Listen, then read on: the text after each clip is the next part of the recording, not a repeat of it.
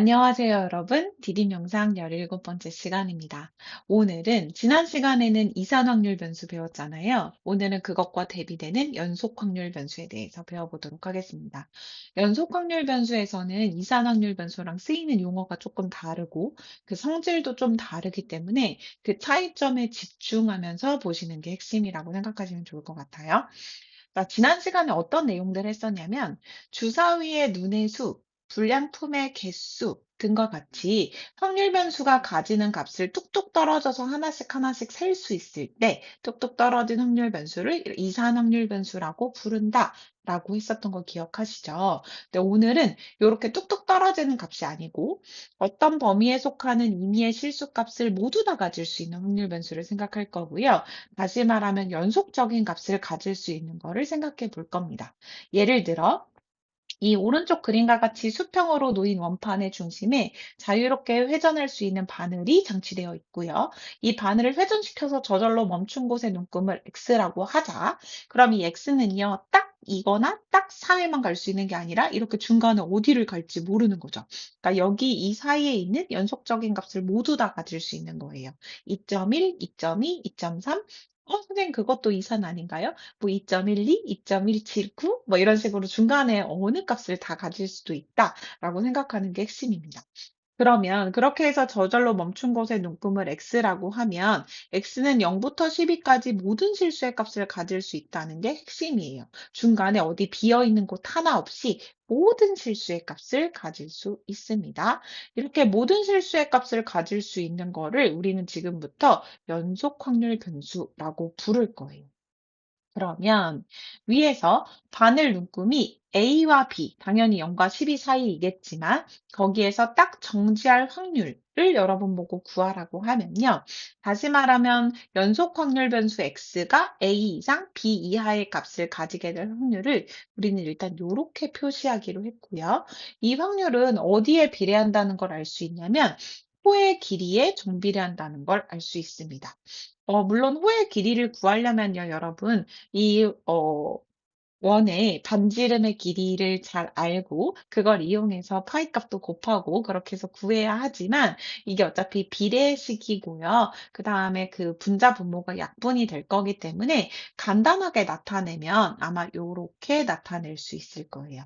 전체는 12, 호의 길이를 12라고 가정하면 A와 B 사이에 정지할 확률은 요 사이의 값에 따르는 거니까 B 빼기 A로 정의할 수 있다라는 걸 알 수 있을 겁니다. 자, 그러면 이 연속 확률 변수는요, 굉장히 독특한 특성을 가지고 있습니다.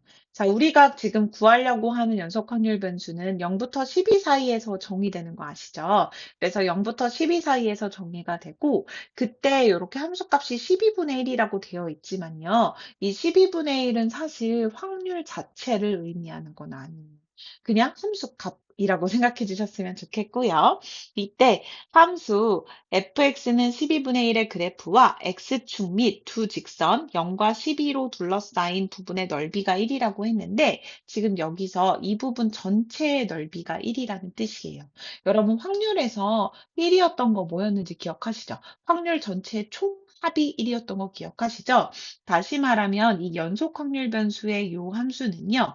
이거를 넓이로 정의하는구나 라는 걸 여러분이 눈치채시면 좋을 것 같습니다. 그래서 여기서 핵심은 여러분 요걸 기억하시는 게 핵심이에요. 자, 확률. A부터 B까지의 범위를 가질 확률은 색칠한 부분의 넓이와 같다. 즉, 요 사이의 넓이와 확률이 동일하게 정의가 된다라는 걸 기억하시면 좋을 것 같습니다. 일반적으로 연속 확률 변수가 알파부터 베타 사이에 속하는 임의의 실수값을 가질 수 있고 다음과 같은 성질을 가질 때 함수 fx를 연속 확률 변수의 확률 밀도 함수라고 부른다라고 되어 있는데요. 다음과 같은 성질이 뭔지 한번 정리해 보도록 할게요. 요런 내용인데요. x가 알파부터 베타 사이에 속하는 임의의 실수값을 모두 다 가질 수 있다고 하고 그때 어떤 성질이 필요하냐면 모든 함수값이 일단 0보다 크거나 같아야 돼요. 확률은 일단 0보다 크거나 같아야 되는 거 아시죠? 그래서 일단 아래로 내려가면 안 되고 x축 아래로 내려가면 안 되고 모두 다 이 값들이 위쪽에 있어야 된다라는 게 핵심이고요. 그다음에 알파와 베타로 둘러싸인 부분의 넓이가 항상 1이어야 돼요. 이 밑에 넓이, 이 전체 넓이가 항상 1이어야 돼요. 다시 말하면 확률의 총합이 1이고, 그리고 우리가 특정 구간 A부터 B까지의 확률을 만약에 구하고 싶다면 요 사이의 넓이로 그 확률이 정의되는 경우, 그것을 우리는 연속 확률 변수의 확률 분포의 성질이라고 부르고요. 이걸 모두 다 만족하는 함수를 뭐라고 부른다? 확률 밀도 함수라고 부른다. 라는 게 핵심이에요. 선생님 무슨 말인지 하나도 모르겠어요. 라고 이야기를 하시는 분들이 있을 수 있는데, 일단 주의할 거 몇 가지를 설명해 드리자면요. 우리 지난번에 이산 확률 변수 했던 거 기억하세요? 네, 이거랑 비교를 몇 개만 해드리도록 하겠습니다. 그리고 우리 지금 연속 확률 변수 하고 있어요. 자, 이산 확률 변수의 확률 분포를 나타내는 함수를 우리가 뭐라고 불렀었냐면 확률 질량 함수라고 불렀었어요. 기억하세요? 그 다음에 연속 확률 변수의 확률 분포를 나타내는 함수를 우리는 확률 밀도 함수라고 부릅니다. 이 확률 질량 함수랑 확률 밀도 함수는 굉장히 중요한 차이점이 몇 가지 있는데요. 이 확률 질량 함수에서 P, X는 X, 1 한 거, 이거 자체는요, 이 확률 변수가 요 값을 가질 때 확률 자체를 의미해요. 여기서는 요 함수 값이 확률이에요. 여기서는 요 함수 값이 확률입니다. 근데 여기서는요, 확률 밀도 함수는요, 이름도 지금 다르죠. 여긴 밀도고 여기는 질량이죠. 확률 밀도 함수에서는 이렇게 특정한 값에서의 확률을 구하라고 하면요, 무조건 0입니다. 그러니까 연속적으로 쭉 변화하는 거기 때문에요. 특정한 값을 딱 가지는 경우는 사실 있을 수 없다라고 생각하시면 좋을 것 같고요. 사실 선생님이 이렇게 얼렁뚱땅 대충 설명하는 이유는 원래는 연속 확률 변수의 확률 밀도 함수는 정적분으로 정의를 해야만 해요. 근데 우리가 수학 2에 나오는 정적분을 아직 배우지 않았다고 가정하고 설명을 하기 때문에 이렇게 얼렁뚱땅 대충이거든요. 나중에 이거 우리 정적분 배우고 나면 제대로 다시 한번 정의를 할 거고요. 중간고사 범위에서는 적분 개념을 이용하지 않고 선생님이 설명을 해드릴 거고, 중간고사 끝나고 기말고사 범위를 진도를 나갈 때는 적분 개념을 다시 이용해서 한 번 더 정의를 해드릴 거예요. 그래서 적분 개념을 이용해서 정의하는 이유는요. 당연히 수능에서는 확률과 통계도 배우고 수학2도 배운 다음에 여러분이 수능을 보기 때문에 적분 개념을 이용한 문제가 꽤 많이 출제가 됩니다. 그래서 지금은 선생님이 여러분한테 설명할 수 없지만 나중에는 이걸 이용해서 다시 설명을 해드릴 거다라는 걸 알고 계시면 좋을 것 같아요. 만약에 나는 너무 궁금해요 하시는 분들은 교과서 102쪽에 이거에 대한 정의가 좀 나와 있거든요. 그래서 그쪽을 미리 한번 보셔도 될 것 같고요. 결론부터 말씀드리면 교과서 102쪽에 나와 있는 내용은 중간고사 범위에는 포함되지 않고 기말고사 범위에는 포함된다라고 생각하시면 좋을 것 같습니다.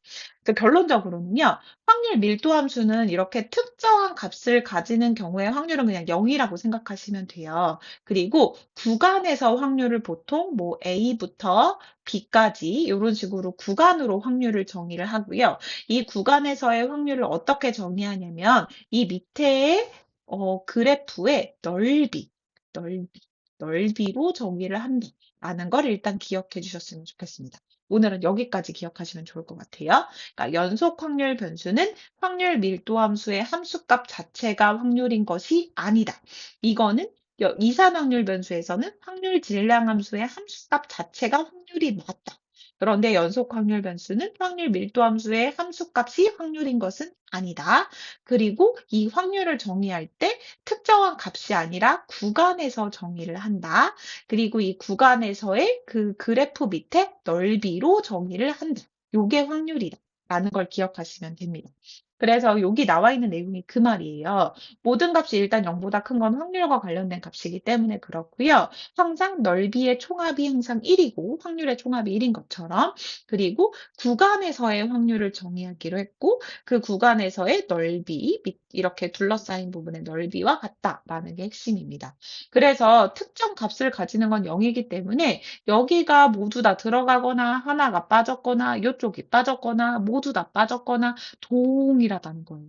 왜냐하면 이 특정한 값 자체는 확률을 0으로 보기 때문에 요 네 가지가 모두 다 확률이 동일하다라는 것까지 알아보도록 하겠습니다. 오늘의 마지막 내용인데요. 요거 한번 보도록 할게요. 연속 확률 변수 x의 확률 밀도 함수가 이렇게 주어졌어요. 그럼 여러분 기억해야 되는 게 뭐라고 했어요?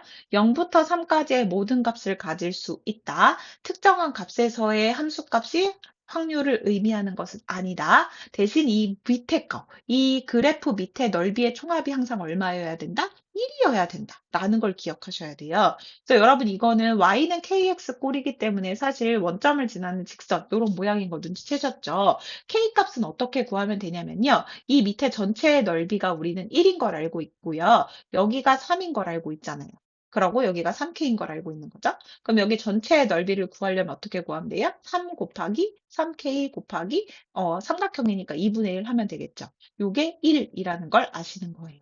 그러면 우리 2분의 9K가 1인 거니까 K값이 얼마다? 맞아요. 9분의 2구나 라는 걸 바로 구하실 수 있습니다. 그래서 K값 이렇게 구하시면 되고요.